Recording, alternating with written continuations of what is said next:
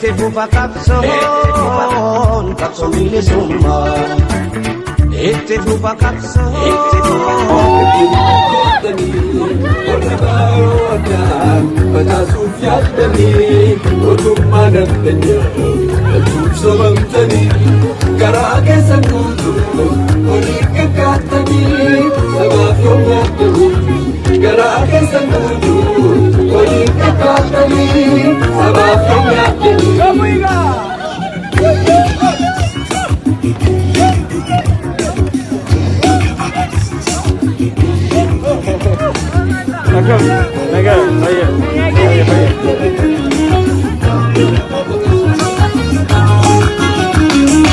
Waradan tagore dise kayo sabah abaon dahu baru nergakaba Waradan tagore dise kayo sabah abaon dahu baru nergakaba Abaon dahu baru nergakaba Abaon dahu baru nergakaba Kalesa sartani ardas dadardani Tukuma shindiga, edupa shindiga Abaon dahu baru nergakaba Lafeta tarare igam nagarsine Utuba rumba unde jabesine Abaon dahu baru nergakaba Kalesa sartani ardas dadardani Tukuma shindiga, edupa shindiga Abaon dahu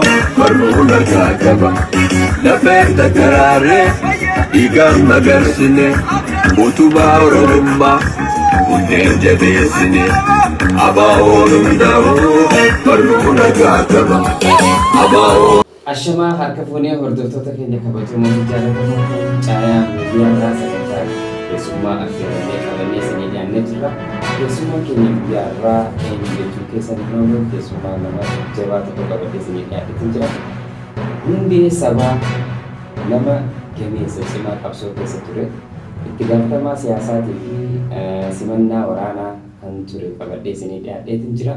Mee isaa wajjin barnoota xiqqashoo gara isaatti sin dabarsee gara gaafii keenyaatti kan dabalu ta'a. Nu hordofuun nu faana turaan affeerraa keenya. Hundee sabaa baga gara miidiyaa keenyaatti nagaan dhufte siin jenna. Baga nagaan nu eegda. Mee dhalootaan xiqqashoo waa'ee keetii daawwattoota keenya wal barsiisuuf eessa dhalattee qabsoo keessa akkana turte xiqqashoo raawwatu xiqqoo xiqqoo. Dhaloonni kiyya Oromiyaa Balloo Harargee Ana Meettaa Calanqoo bika jedhamtutti hin dhaladhe. Biyya qabsoo biyya seenaa qabdu. Ayyee amma biyya baqaa keessa yookaanis magaalaa Masrii keessatti argamtu jechuudha. Ayyee mee gabanumaa gara gaafii teenyaatti dabarraa gaafiin teenya jalqabaa lolli amma deemaa jiru kuni uummata Oromootiif faayidaa ni qabaayee gaafii ijoorraa wal mari'achuu deemna nu hordofuun nu faana tura. Mee gaafii kana akkamiin nu deebisa?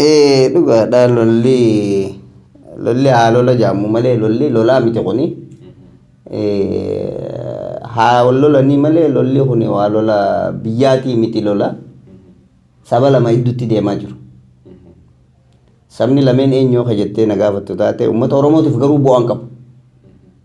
Xiqqisho takka uummata Oromootiif bu'aan qabu. Maaliif? Lola sabaati. Lola gosa lama gidduutti deemaa jiru. Eenyu naftanyaa Amaaraatii fi Tigree gidduutti deemaa jira. Saniifuu waan jarri lameen irra wal lolu waraabessi raqarra wal lola beekta. Namni waan beekne waraabessi kun maal irra wal lolaa hin beeku. Si galtee waraabessi waraabessa kaa. Waraabessi hoggaa raqarra wal lole maal inni waraabessaa beekta. Sarootaaf bu'aa ni qaba. Leencaaf bu'aa ni qaba. Waraabessi wal nyaate leencaaf bu'aa ni qaba. Leencaaf bu'aa hin qabu. Si galtee abbi? Akkasitti waa waraabessa irraa hafe sareen nyaatan mas jala deemtu. Si galtee? Leencaaf ammoo bu'aa waan ta'e keessa takka hin qabu hanga tiitichi irra qubatu takka.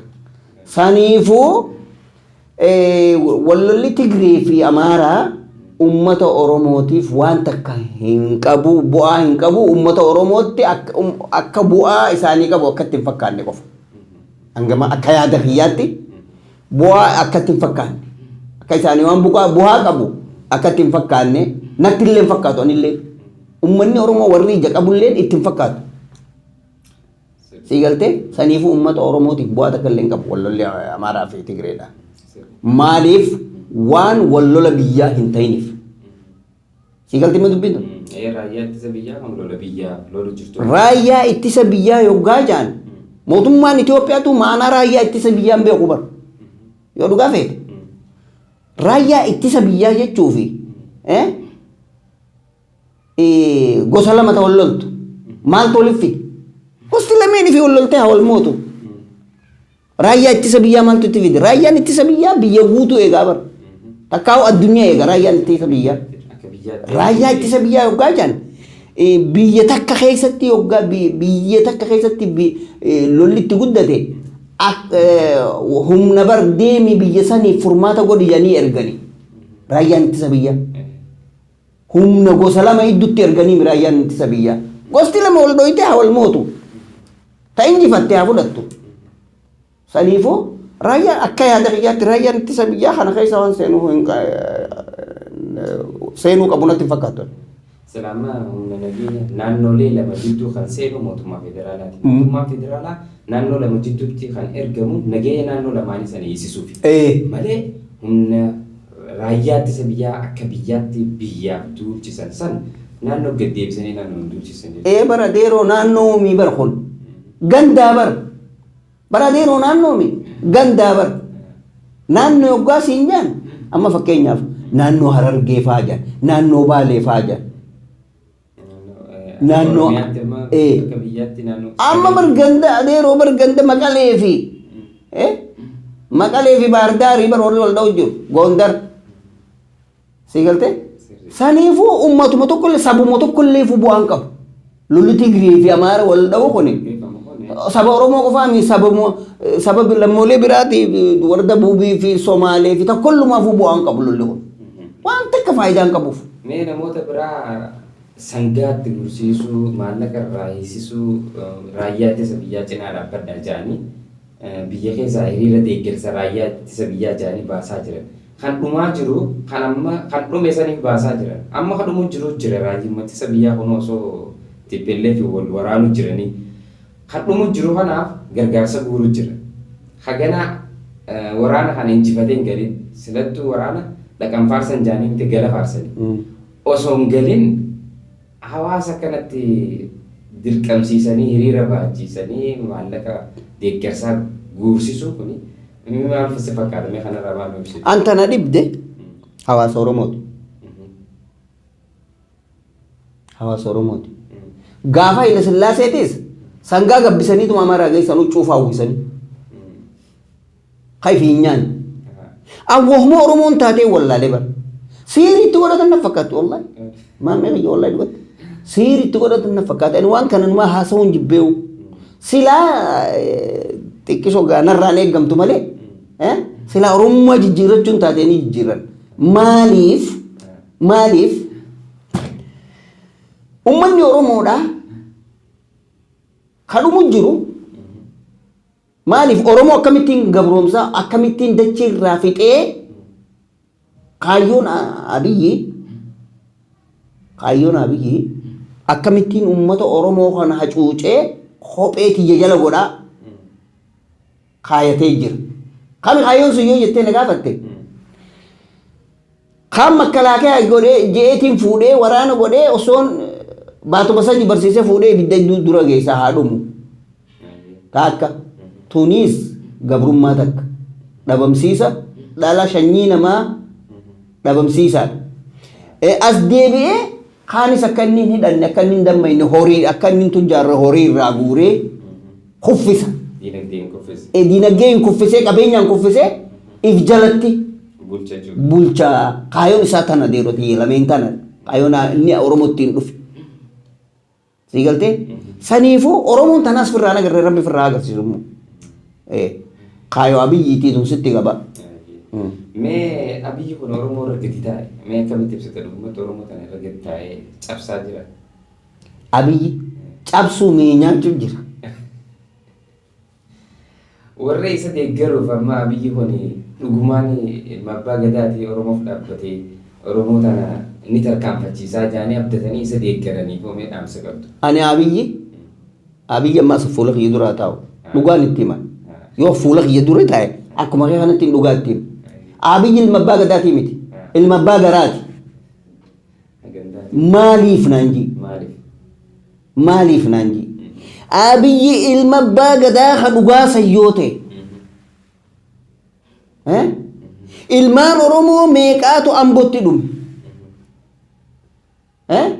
Maaliif hanga dheengadda abaarri Bahardaaritti dhume kana quuqame kana ilmaan Oromoo ka Ambootti dheengadda makkalaaqaan fixesaniif maan quuqamin?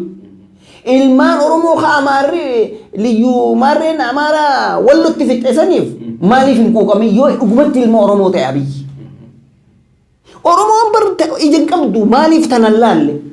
Barra dhugaa maamme wanni ni sinjoo yoo dhugumatti dhugaa dubbachuu jirra bar siyaasaa odoon ta'in dhugaa dubbachuu jirra yoo dhugumatti ilma Oromoo ta'e abiyyi yoo xiqqeeshuma fincaan Oromoo dhiiga Oromoo qabaate ilmaan Oromoo walloo ta'een gadda Amaarri fixe sani maan quuqamin marraa meeqa dhee Amaarri fixe ijoollee baatii sadii dhalattee baatii sadii cufa gate mana meeqa keessa gube manguddoo amata 80 mana keessa gube saniif maan quuqamin kan eengadda ummata Bahardaaritti dhume kana akkana quuqamu jiru si galte ummata Bahardaaritti dhume kanaafi bara amma inni Tigraay ka'e beeka Amaarri kamitti tuqamaadha Tigraay wal dha'u jiru saniifu abiyyi ilma wanta ummata Oromootiifis hin dhufne itti dhufe malee tanaaf dhiiga isaanii dhugaa jira ani irraan sii deebi'a kaanis gataate kaanis diinagdee hin kuffisaa jira Oromoo sii galtee kaanis diinagdee hin kuffisaa jira akka Oromoon lafaan kaane akka Oromoon jilbiiffattu isa jalatti akkas godhaa jira ammoo warri ilma abbaa gadaa jee isa faarsaa jiru kuni abaluu fi abaluu doon hin jenne osoo if qusatee wayyi dhageesse kattiin abiyyiin itti deemu kattii Mangistoo Ilamaaramis gaafa kaan gaafa tafarii baanteefaa hidhaa guuree rashane san akkuma inni yoo haramma godhe kan akkanuma godheetu warri isa jala deemus isaa wajji hanga dhiichisee if jalatti ummata akkas isaa wajji dhiichisee biyya qabeessan maayyii raggatee sii galtee akkasii jechuu saniifuu ummanni kun odoo xiqqishoo ifarkee wayyina na fakkaatte. Oromoo kuma hiikkachiisee Amaara hidhachiisee ifata akka abiyyi kun Amaara deeggaru yookaan nyaatee. Bar deeggaruu miti. Asiin galtu deeggaruu mi bar gurbaan inni fu Amaara. Mootummaan saatu. Xayyib ilmi Oromoo akkami saba isaa hiikkachiisee naftanyaa hidhachiisa. Yoo Oromoo ta'e deeggarsaa yoo jirtu jarri jarasaati. Soddaa qofaa miti jarri jarasaati. Isaan hidhachiiseeti asiin Oromoo hiikkachiisa. Deebi gadiin Somaalee hidhachiiseeti Oromoo hiikkachiisa. Somaaleen dhiisi nuus obboleeyyanii walirraa fuunee walirraa horaa jirra. Si galtee haala akkasiiti abiyyi booddee ta godhuu deemu Oromoo waliin dhoysisuuf ta'a ifumaaf waliin dhoysisuu ta'a Oromoo. Lafee warseessaa waliin cabsanii jette Oromoo. Malee kophaa hin cabxuu jedhan yoo waliin cabsan malee. Saniifuu amma boodammaas cabxi teenya ugaa yoo inni rabbiin isaa godhee Tigree moo'e as deebinaan Oromoon habaan Mansuura. Deebiin cabsuu saree. Ammoo abiyyi migaaloo warruma sangootatti kan kana nu cabse. Warra sangoota guuru jiru kan isaan. Hayyee Mee dubbii kanarratti xiqqashoo gara Hacaaluutiin si keessa Hacaaluun jirtu jee deebee jirra jee mee dubbiin tun beektee ija siyaasaatiin ija gatiitti yoo laalte akkatti ibsan qabdi mee akkamiin ibsitu? Dhuga nama keenya waan hin galiniif jira. Jirtu jechuun dammaqxanii ribaa haatanii jechuudha yeroo Oromoon hin laalle immoo. Si galtee? Jirraa jee walli suni deebisaa jirtuuti. Jirraa dammeenee jirraa yaada jiru. Jirraa jee walli suni deebisaa jirtuu saniiti. Akkatti jirruuf warroon waa hundaa wajji. Akkatti jiru abbumaa beekaa. Ni jirraa jee wallise mucaan. Si galtee? Abba akkijaan duraanuu fittee gara Oromoo. Aaqila cinaa dhayuu gawwaa cinaacha dhayuu itti himii jette Oromoo. Aaqilaaf ni galti. Si galtee? Dubbiin akkasiiti tuni maanaan jirtuudha.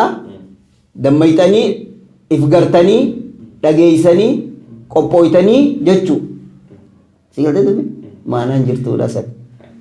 Mee ammas xiqqashoo duubaan si deebisaa? Deebi. Qabsoo gaafa isin godhaa turtanii fi ammaa xiqqashoo wal bira qabnee ibsine maali? Gaafni duraan suni abbaa qabsoo tana isin dur barbu nuti harar qottuu nuun jedhani. Harargee harar qottuu jedhan. Eenyu haju jara kan naftanyootuma kan. Awaashi waliin shawaa gaallaa jechuu turan. Si galtee? Rabbi jannataan isaa qananiisu soora isa jaarraa abbaa gadaa Abdulkariim Ibrahim Abid.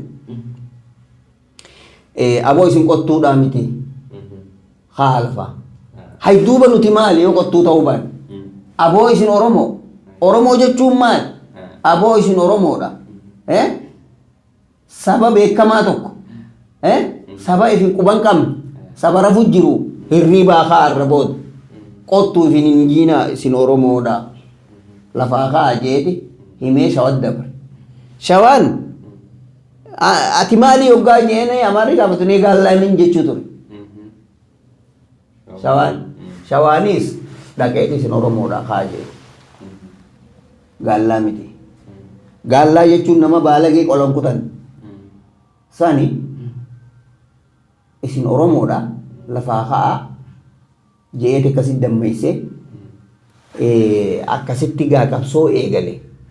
Qabsoo eegallaan qabsoon uummata Oromoo cufa yaammatte hangatti qabsooyinetti nuti sanga keenyatti wajjinuma qabsooyine duuba dhiiga gootota meeqaa haganna qabe. Dhiiga gootota meeqaa haganna qabe gaafa san keessatti barataa hedduun qabnu deero. Barnootaas hin qabnu. Barnootaas hin qabnu. Hanga muka jalatti babbarannee ni gaalaatiin kanaa'u baranna malee barnoota hin qabnu akka ammaa kanatti hin ifne. Achirraa kaatee waan xurree uumaan sooressi jaarraa abbaa gadaa lafa kaa'e saniin as geenyeeni shabaabni keenyallee nu baratee qabsoonis eessarraa kaatee eessa dhaabbattii baratanii barnoota ammayyaatis baratanii ilaa doktorotaa fi piroofeesarallee nu deemanii siyaasaallee akkasiin nu babal'attee qeeroon teenyallee lafaa kaatee jechuudha. Qeeroon lafaa kaa wanni amma garaagarummaa maaltu godhee jettee garaagarummaan isaa maali jettee na gaafatte. Garaagarummaan xiqqoo addaan fagoodha. Teenya gaafasiisuun akka ammaa kanatti dhageettiin qabdu. Mukuma qo'isa qofa yaana. Amma bar magaalaa keessaa dhoote. Eenyu dhoose? Qeeroon dhoose. Qeeroon sun eenyu? Ilmaan Oromoo ni haa? Maal dhaga'anii akkamitti dhoosuu danda'an? Dhiiga abbootii isaanii kan dur dhangala'aa qabsoo Oromootiif Oromoo bilisummaa Oromootiif jecha karaa kana yaa dhufe bakka inni itti dhaabbate irraa lafaa kaasanii ni jirra jettee lafaa kaatee duratti akkam jaa qeeroo mataa tuutaa hin jarjartuu suutaa jechuu ture. Saniitu hin jarjarree amma lafaa kaatee akka babal'attee addunyaan illee dhageessee jechuudha. Ka gaafa duraa sana addunyaan kuma hin qabdu. Numaa fi bineensa gobeelleetii fi gobeellee fi gaara gobeelleetii kana keessaa nu quba qaba malee addunyaan nu quba qabaachuu hin turre. Mee durgisee meeshaa fa'aa waraana keessa gaafa turte meeshaa fa'aa gisee fidattu yookaan deemni fidisi nyaanni gisee fidu deemtu mee bifa kamiin fidaa turte?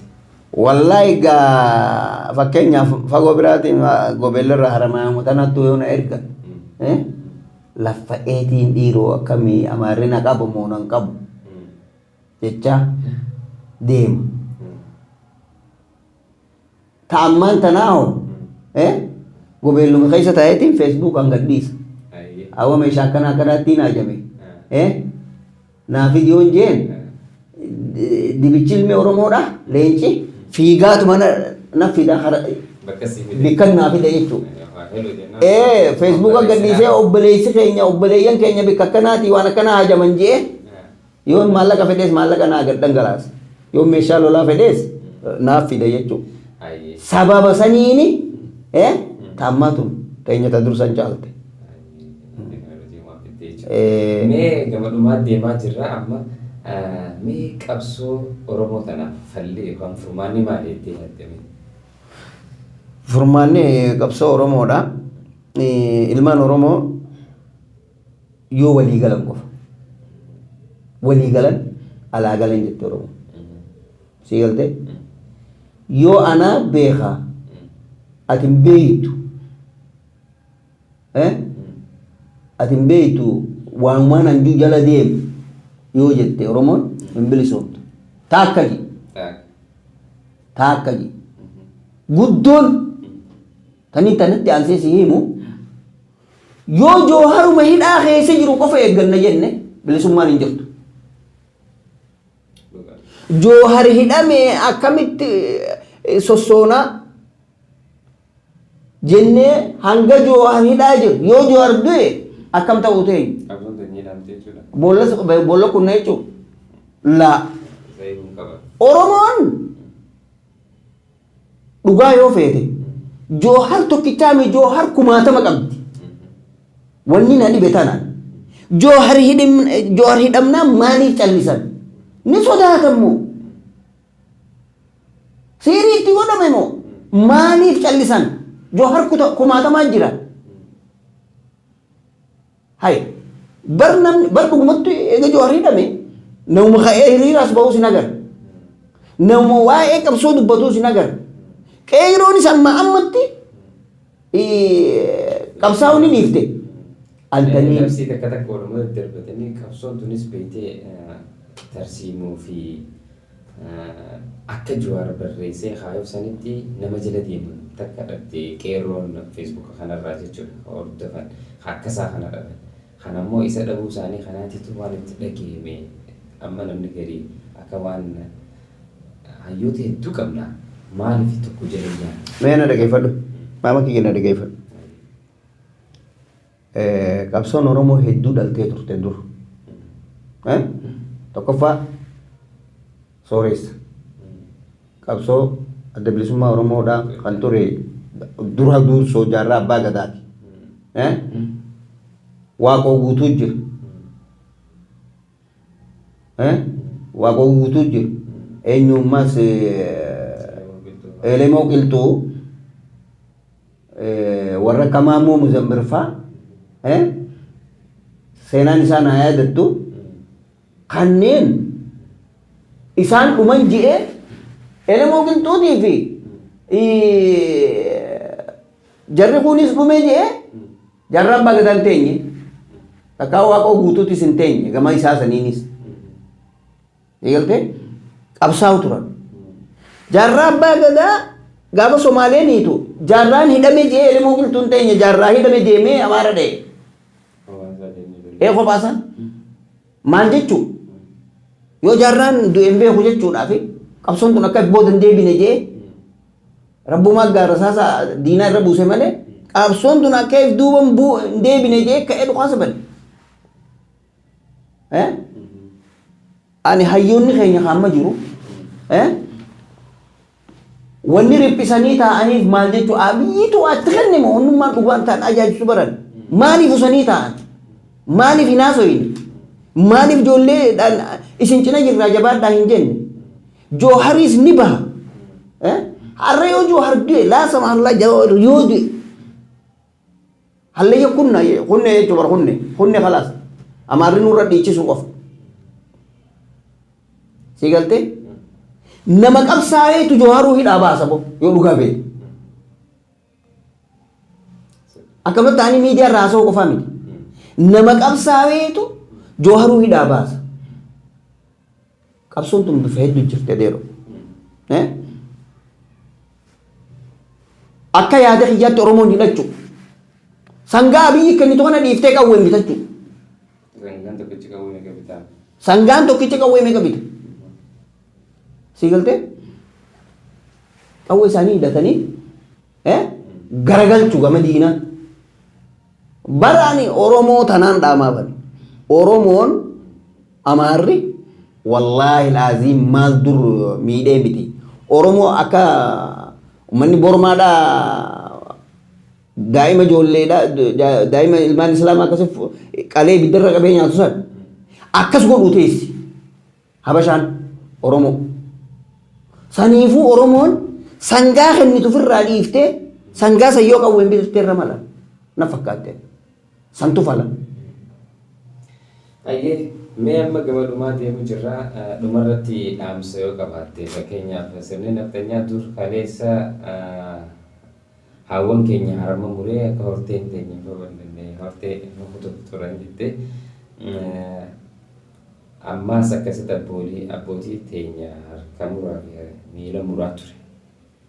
Mee akkuma waliigalaatti tanarratti dhaamsa qabdu ilmaan oromootiif naftanyaan dura akkasuma godhaa turte ammoo hoo haalli keessa jiru kana wal qabsiistee mee goolamnaa gama dhumaa deemaa jirratti. Yoo akkaan dhaamuuf fedhe uummata oromootiif durattis naftanyaan ilmaan naftanyaan yonkun bari ilmaan minilikumaa bari isaanumaa bari durattis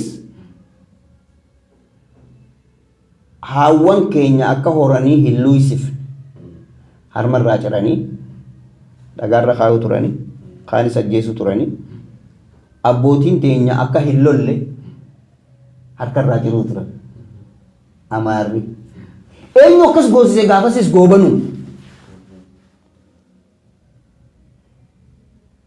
ammas kan goosisaa jiru ammas goobanuma oromooti eegalte saniifuu harma muraa fi harka muraa san caalaatu dhufuu taa'a yaa oromoo hin jaanan yaa oromoo bikka jirtu qaylafa dammaqi sangaa keen kennin sangaan guddaadhaa lukkuu teen kennin naftanyaa killee lukkuu teetii naftanyaaf hin kennin gurgurii rasaasa tokkoon bitadhu hin jaalan yoo akkas tahuu baatte gana manatti qaqqalamuu teessa mana keessatti mana keessaa gaxariyamtee dachii tee fudhatanii mana kee fudhatanii akka jaldeessaa gaarasi galchuu ta'anii hin jaan oromoodhaan. Ayyee hordoftoota keenya kabajamoo fi jaallatamoo sagantaa guyyaa irraa qabannee dhiyaatte kana fakkaata sagantaa biraatiin yeroo biraa amma walitti deebinutti gamanumaa nageetti isiniin jenna. Galatoomaa. Itti fufa qabsoon bilisummaa itti fufa qabsoon